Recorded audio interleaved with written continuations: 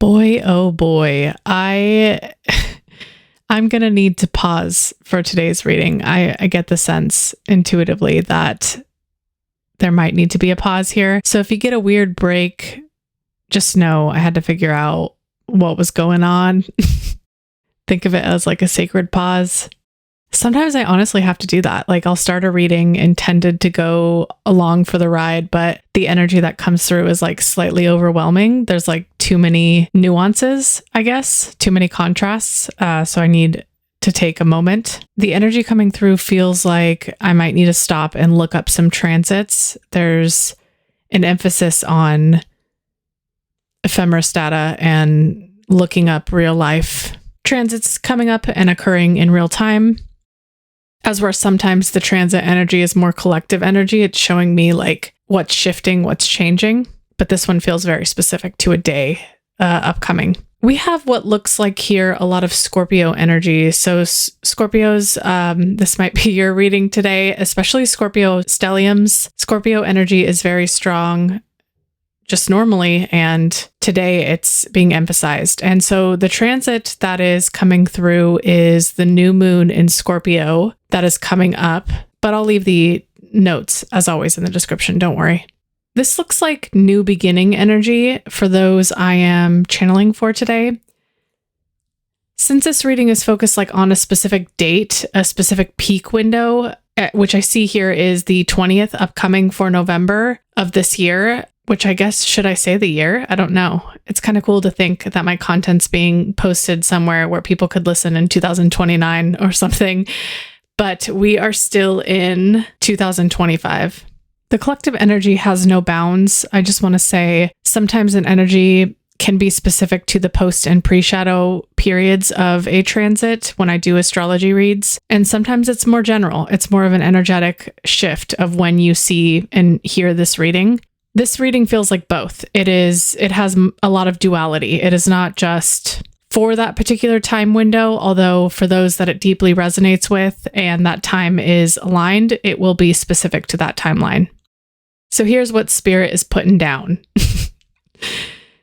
This reading is specific to those in a stagnation window, those in a stall, those in a sacred pause, those also probably somewhat feeling stuck from what I can see here. What is important about this new moon energy, this new moon in Scorpio, is there is a contrast here, a huge shift from where you are now and where you've been, which is this stuck, stagnant, stalling energy. And there's many different ways that it could show through here, but I'll get to that in a second.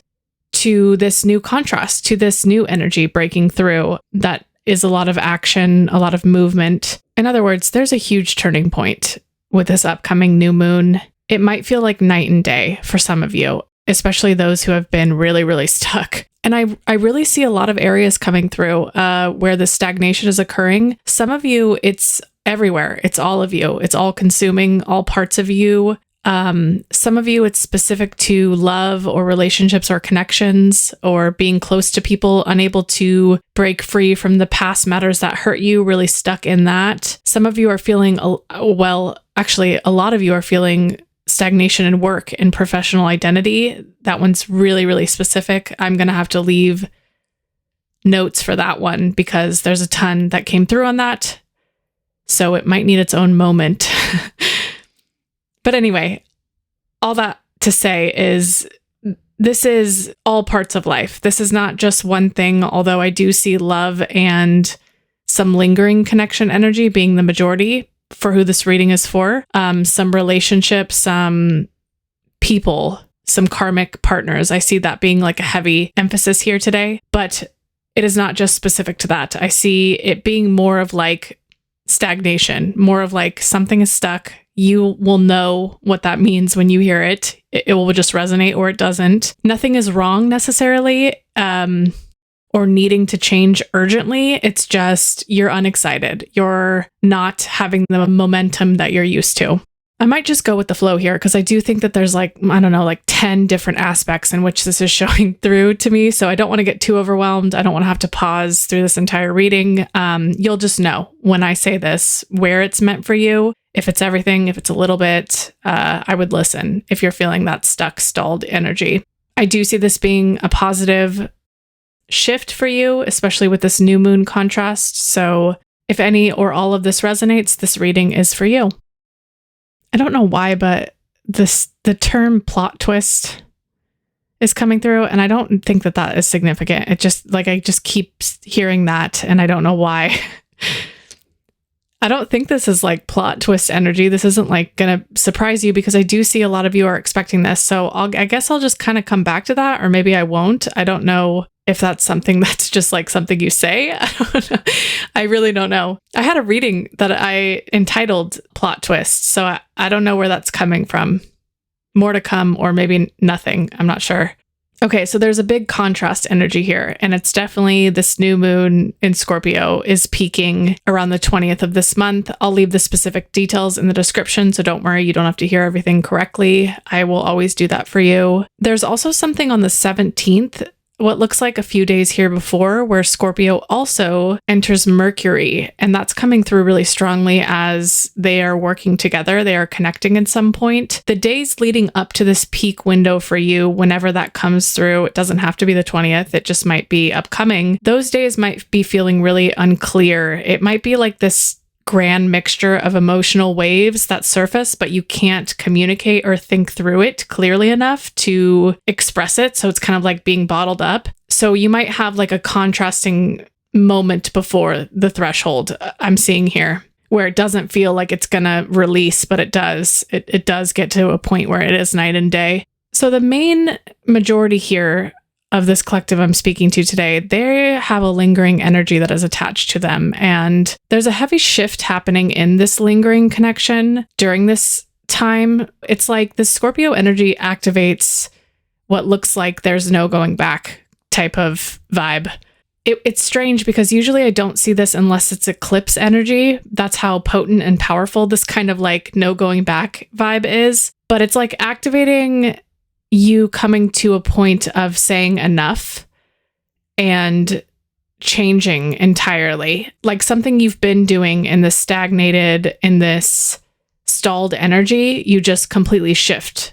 And that's the black and white energy I'm seeing here. I see that there's a lot of hardships that have been built up to this specific point here. And it almost seems divine in the sense where it is being very much supported by the universe. Not saying that you endured all of that because the universe did it purposefully. It's just there's a specific point of a threshold here that is being supported after all that hardship that is divine. It is supposed to feel like a wide contrast for a reason. The hardships that you went through, that a majority of you did, is it seems like it's a circumstantial job, external factor, a relationship with a person. There's a strong message in those types of lingering attachments for you. This could be like what feels like a karmic boss or a karmic coworker. They had some sort of like heavy influence on you. There's deep karma that's like entrenched with this connection. And that's kind of why it's lingering for you. And so with this new moon energy, there's a real turning point, a shift in what you have been, I see, asking for here. This power dynamic between this connection that's lingering is completely shifting in a meaningful way for you.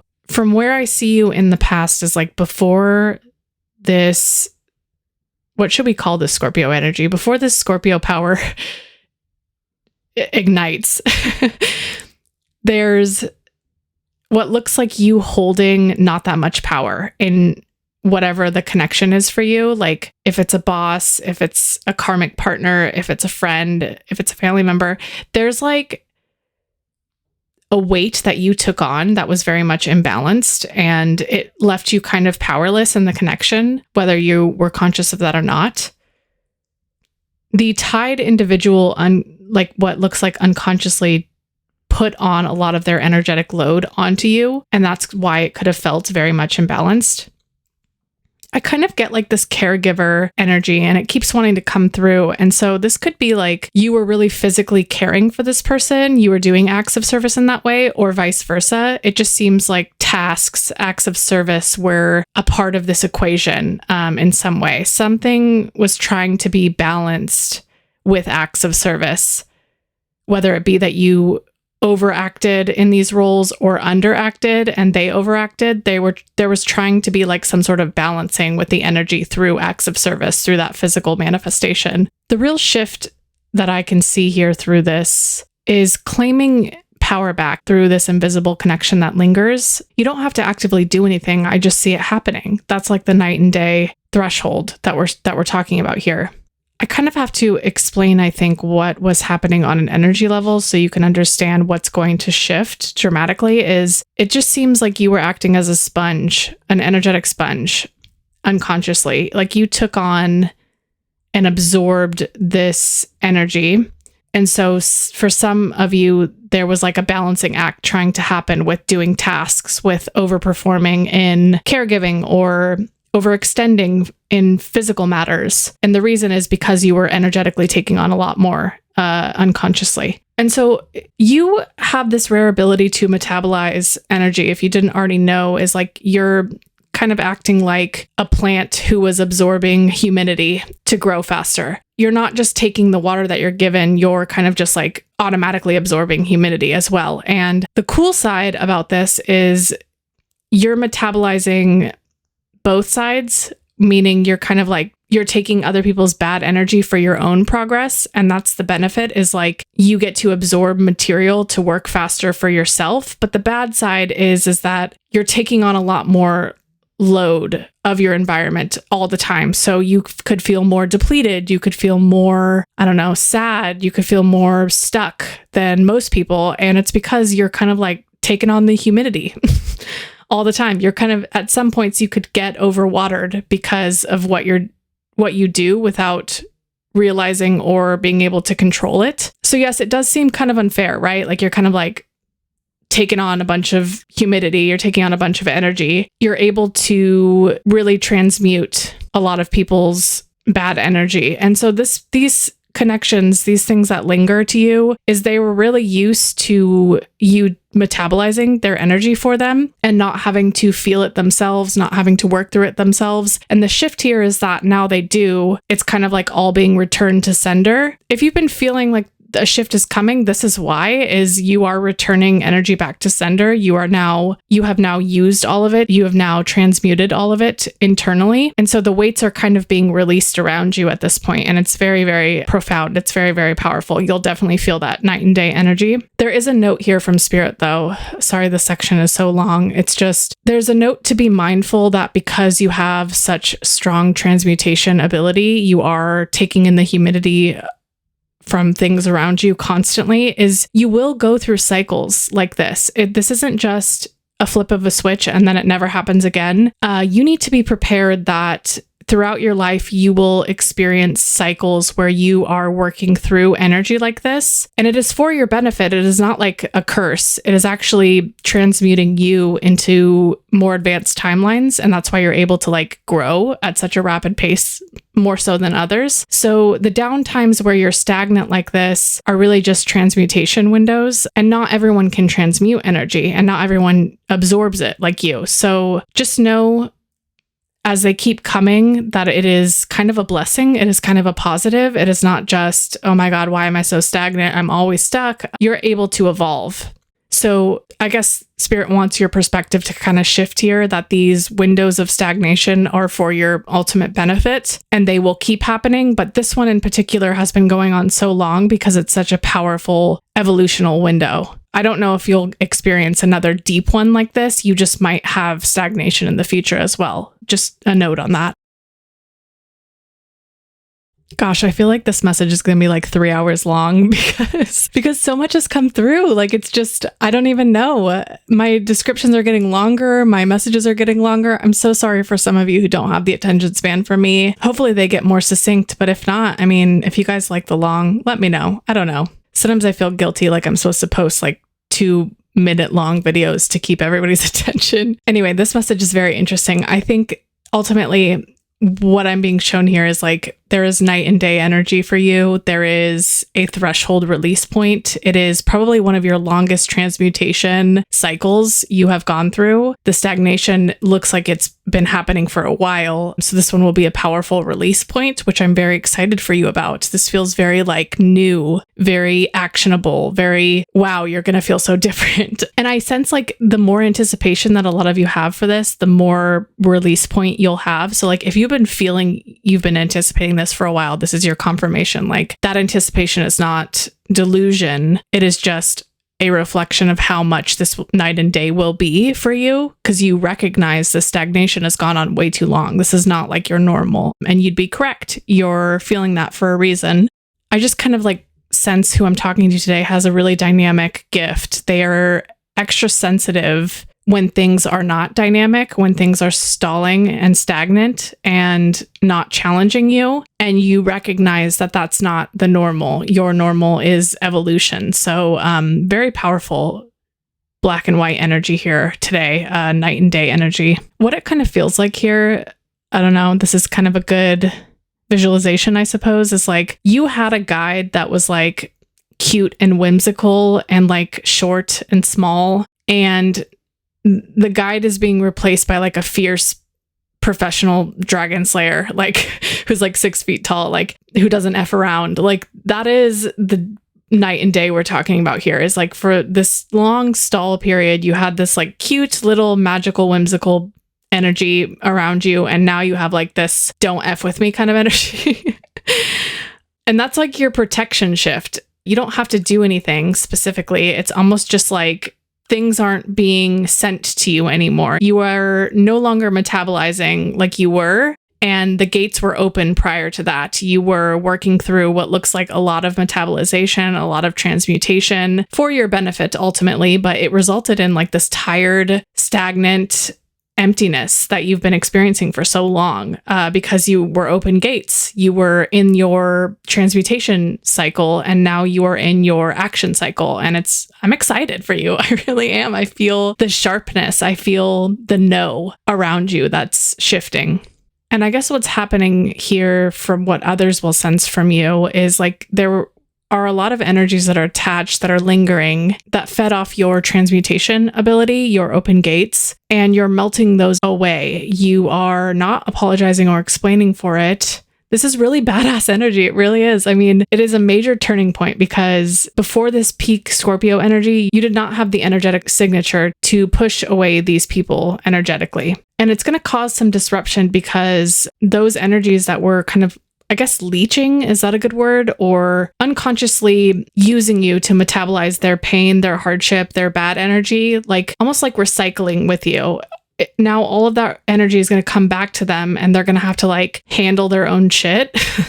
They're going to have to work through their own backlog. And this might bring back old energies, from what I can see here, is like because that literal shield of protection, the guide energy is changing to where it's fierce now. It's not just like whimsical. So be prepared for perhaps people to come back around, but there is a warning here to not take those offers seriously, because it's not for your highest timeline. It's because the backlog of their energy is going to feel so overwhelming that they're just going to want relief. It's not going to be like a sincere or genuine approach. It's more urgent and chaotic and coming from a place of scarcity rather than like abundance for you. So don't take any offers at that time of your shift as serious. Don't take anything during your movement cycle as authentic. Wait a little bit. Wait for when that energy calms down for you. The offers then might be more genuine, but that peak window, you might experience a lot of people coming back around